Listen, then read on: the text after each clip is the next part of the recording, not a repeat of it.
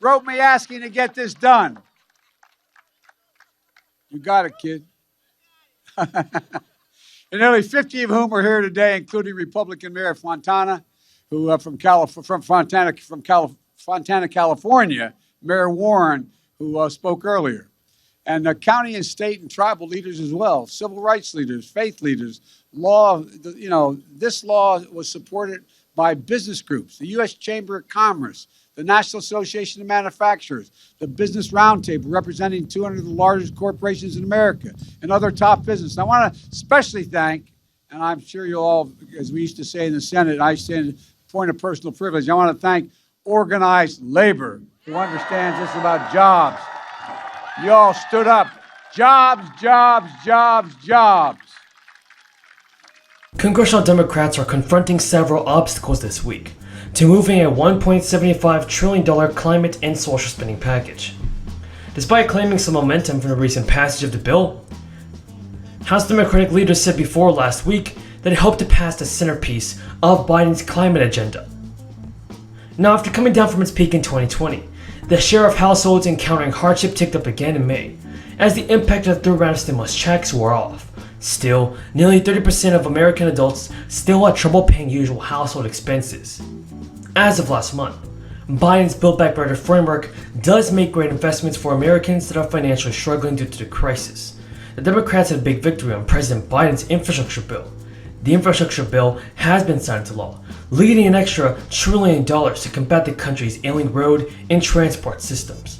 The social spending bill has yet to be passed, although another large federal stimulus check could be included. Despite this, families with children could see continuing monthly financial help if the legislation passes. For many people, the last $1,400 check is long gone. The petition to try and get Congress to pass a fourth stimulus check is still being discussed by Americans, and some are even signing an online petition. So as that campaign inches towards its 3 million benchmark, about 75,000 people have also signed another petition demanding a one-time stimulus check for Social Security recipients. With the cost of inflation driving up prices for seniors, some argue this check could offset some of the cost. Launched by the Senior Citizens League, the movement is asking Congress to deliver emergency stimulus to assist retirees, disabled adults, and widows. In a letter to congressional lawmakers, the group urged members of the House and Senate to provide an extra $1,400 in non-taxable income. What are your thoughts on this fourth stimulus check for everybody, for our seniors? Tell me in the comments down below. Now folks, it is definitely important that the Biden administration passes more relief soon. Prices are up more than 6% across the country compared to this time last year. During periods of high inflation, those on a fixed income, like Social Security beneficiaries, can see their purchasing power decrease fast. In September and October, the prices of groceries increased 1.2% and 1%. So it's definitely necessary that a fourth stimulus check be approved. If you guys agree, let's get this video to 1,000 likes.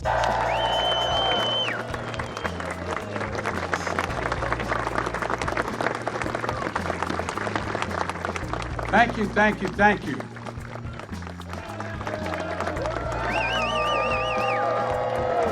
Thank you. Thank you, Heather. Thank you, thank you, thank you.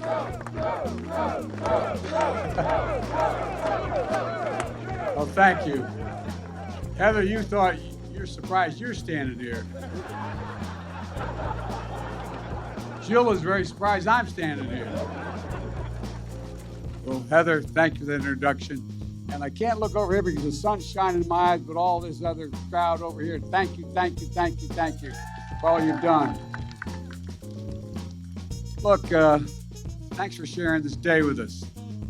Why this day matters to you and your fellow iron workers and your families, and you explained it well. For all the folks at home, I know this day matters to you as well. I know you're tired of the bickering in Washington, frustrated by the negativity, and you just want us to use and focus on your needs, your concerns, and the conversations are taking place at your kitchen table. Conversation as profound as they are ordinary. How do I find work? How do I get there?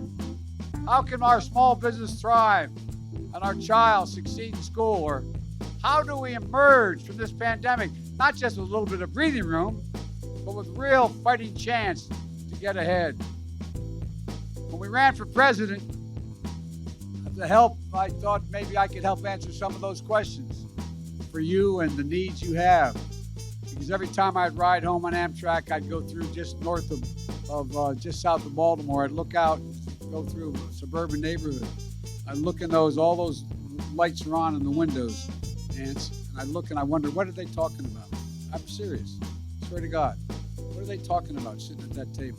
What are they talking about? They're talking about the things that I talked about at our kitchen table, Jill at hers, and all of you as well. And that's about how can we come together to be president for all Americans, to make sure our democracy delivers for you, for all of you.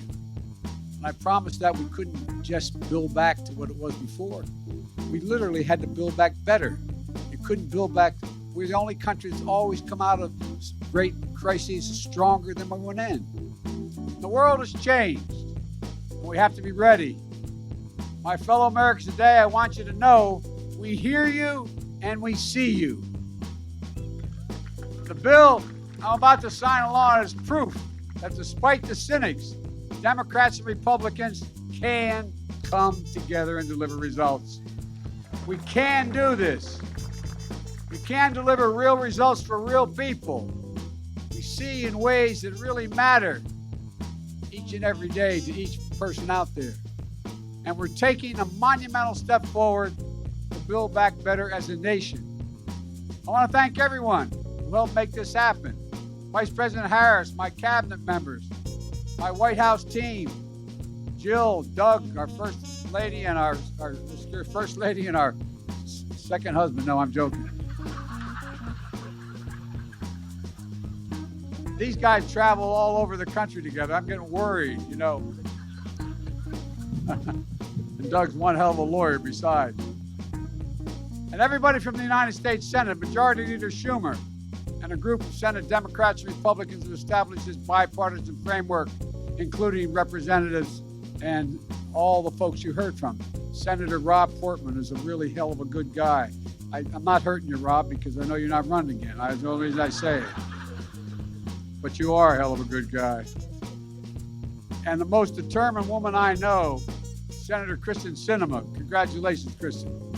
Look, Committee Chair Tom Carper, Ranking Member Shelley Moore Capito. I also want to thank Minority Leader Mitch McConnell for voting for this bill and talking about how useful and important it is. And from the House of Representatives, Speaker Pelosi, Steny Hoyer, Jim Clyburn, Committee Chair Pete DeFazio, Democrats and Republicans,